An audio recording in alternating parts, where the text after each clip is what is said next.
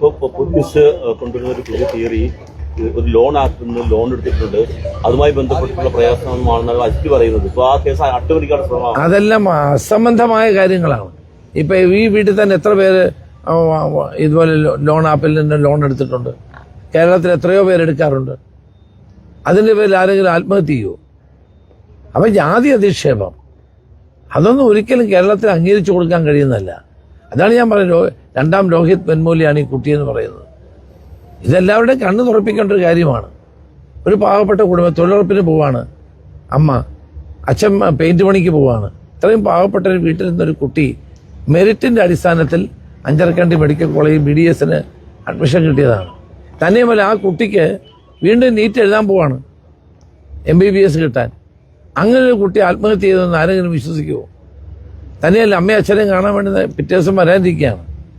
സഹോദരിമാരോട് ഈ കാര്യമൊക്കെ പറഞ്ഞുകൊണ്ടിരിക്കുകയാണ്. പിന്നെ ഈ കുട്ടിയെ സിക്ക് റൂമിലാണ് കിടത്തിയിരിക്കുന്നത്.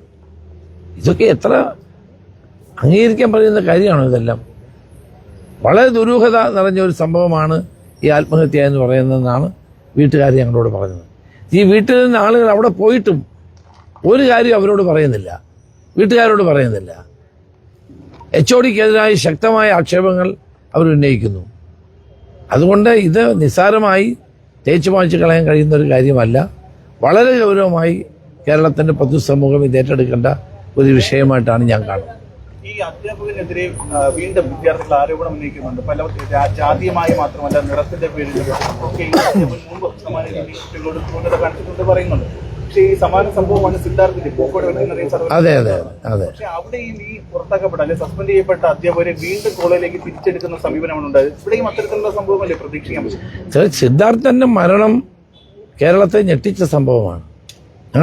ഞങ്ങളൊക്കെ പൂക്കോട് വെറ്റിനറി കോളേജിൽ പോയതാണ് ആ സമയത്ത്. വാസ്തവത്തിൽ അവിടെ പിന്നീട് നടന്ന സംഭവങ്ങളൊക്കെ ഞെട്ടിപ്പിക്കുന്നതാണ്. ഇവരെല്ലാം തിരിച്ചെടുക്കുക, സ്റ്റാഫിനെ തിരിച്ചെടുക്കുക, ഈ പാവപ്പെട്ട സിദ്ധാർത്ഥന് മാത്രം നീതിയില്ലാത്ത അവസ്ഥ വരിക, കോടതിയിൽ തന്നെ കോടതി പോലും ശരിയായ നിലയിൽ ഈ കാര്യങ്ങൾ കൈകാര്യം ചെയ്തില്ല. അതെനിക്ക് പറയേണ്ടി വന്നു, ജഡ്ജിമാർക്കെതിരെ വരെ പറയേണ്ടി വന്നു. ഈ കേസ് സിദ്ധാർത്ഥന്റെ കേസുമായി ബന്ധപ്പെട്ട് ജഡ്ജിമാരെടുത്ത സമീപനം ശരിയായിരുന്നില്ല.